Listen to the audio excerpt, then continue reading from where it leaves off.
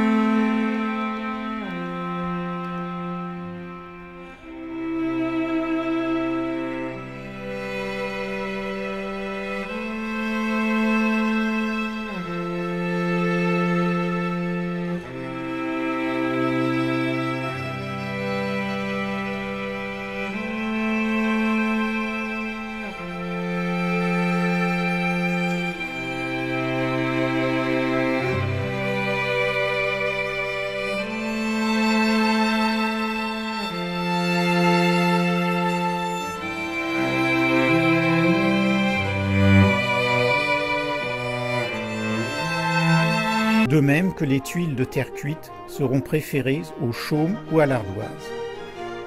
Les plus anciennes constructions visibles datent des XVe et XVIe siècles.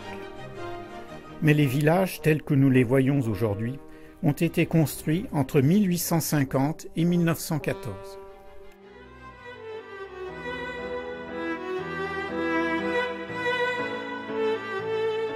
Des 300 briqueteries existantes à la fin du XIXe siècle, la tuilerie de la Bretèche, fondée en 1890, est aujourd'hui la dernière briqueterie artisanale encore en activité.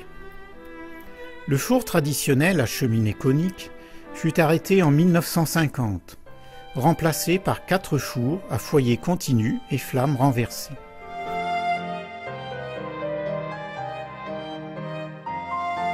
Les terres composées de sable et d'argile sont prélevées dans des carrières à proximité, avant d'être mélangées et teintées en fonction des productions à réaliser.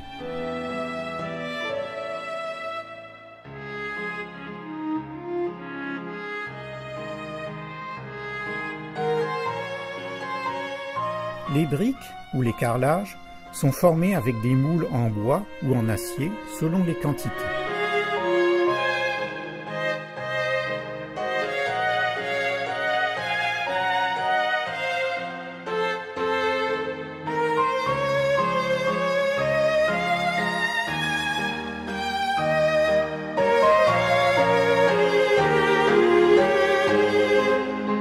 Le séchage dure de 3 à 6 semaines selon l'épaisseur des produits et la saison.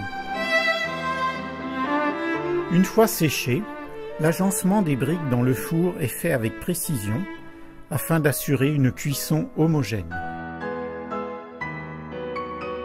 Les bois de chauffage sont des essences sans tanin, surtout du pin pour éviter les colorations parasites, mais pas les abondantes fumées noires. Le cycle des opérations depuis l'enfournage jusqu'au refroidissement du four s'étale sur une semaine. La cuisson proprement dite, appelée à grand feu, durant 11 heures. De nos jours, la tuilerie de la Bretèche fabrique essentiellement des briques et des carrelages. Elle travaille principalement dans la restauration du patrimoine français, comme les châteaux de Chambord, Chaumont, Chinon, mais également le Clos Lucé ou l'abbaye de Noirlac, ou dans des restaurations locales.